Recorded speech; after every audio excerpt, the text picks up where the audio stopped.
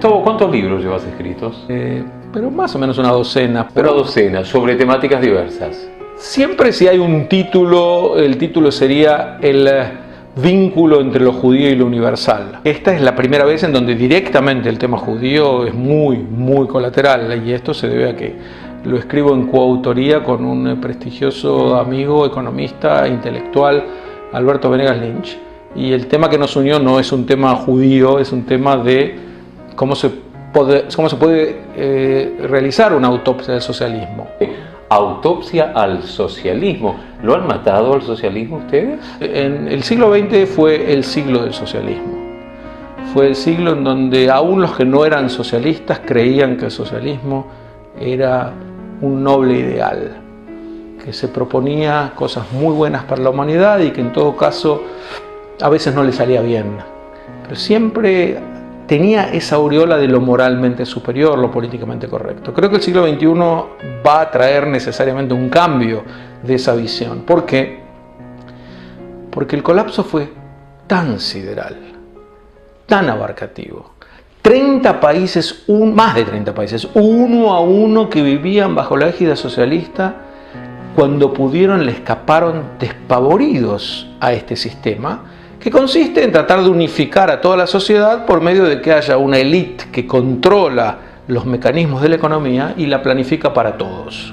Pero nunca puede resultar bien, por un motivo sencillo, y es que el hombre que quiere ponerse a planificar la economía, con el primer dato que se encuentra, es que no tiene la más, dirían en argentino, pálida idea de qué hacer. Pues sabes que eran millones y millones de precios los que tenían que fijar la Unión Soviética, y para esto se reunía un grupo de 10 personas, burócratas, que decían y que los pepinos cuesten tantos rublos, y los libros cuesten tantos rublos, y la ropa de este modo cueste tantos rublos. ¿Y de dónde salía esto? ¿Cuánto tiene que costar? Del debate que después iban a imponer en una economía para destruirla. Lo que nos propusimos en este libro es hacer la autopsia de el fracaso. Ya está ante nuestros ojos, pero ¿por qué fracasó? Tenemos que empezar por descartar a aquellos que te dicen: mira, el marxismo entiendo que en la práctica no tuvo los efectos que uno esperaba. Stalin, dirían ellos, no tiene nada que ver con Marx. Pero en la teoría, es cierto, hay una verdad en la teoría marxista que después, cuando se aplicó a la realidad, salió mal. Esto es ridículo.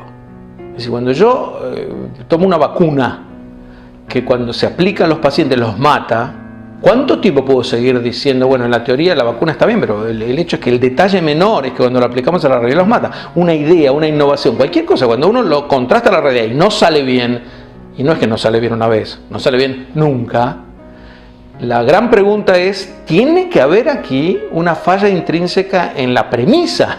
La premisa tiene que estar equivocada. No es que la Unión Soviética fallaba con el estalinismo, es que el manifiesto comunista mentía, decía cosas que no son ciertas.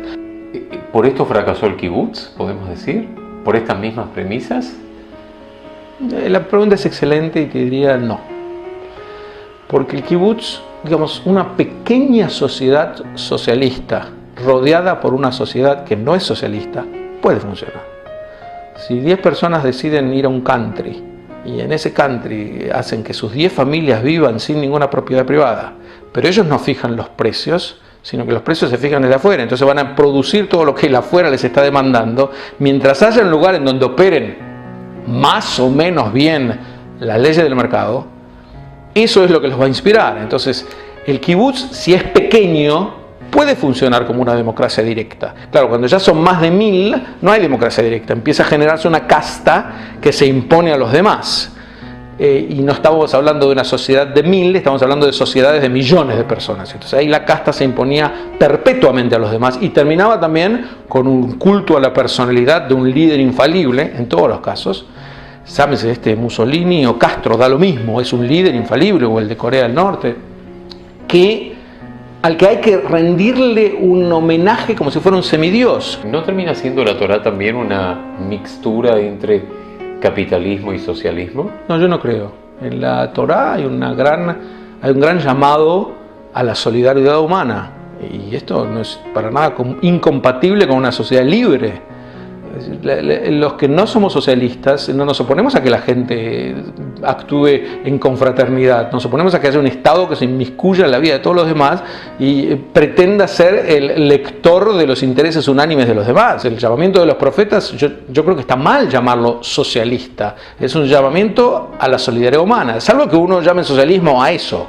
En la Torá el mensaje fundamental es el mensaje de respeto irrestricto por la autonomía del ser humano, del individuo, el valor del individuo, la santidad de la vida y tanto la responsabilidad individual, que tienen mucho más que ver con una sociedad libre que con una sociedad socialista. Es decir, no es que es un libro en donde se presentan ideas unánimes, yo creo que es un tanque de distintos pensamientos, pero que siempre apuntan en una dirección, y es el respeto irrestricto porque cada uno se planifique su propia vida y nadie venga con una varita desde arriba, con lo que llamaba Hayek la letal arrogancia de creer que él puede y sabe más que la gente y entonces sabe cómo, entre comillas, distribuir.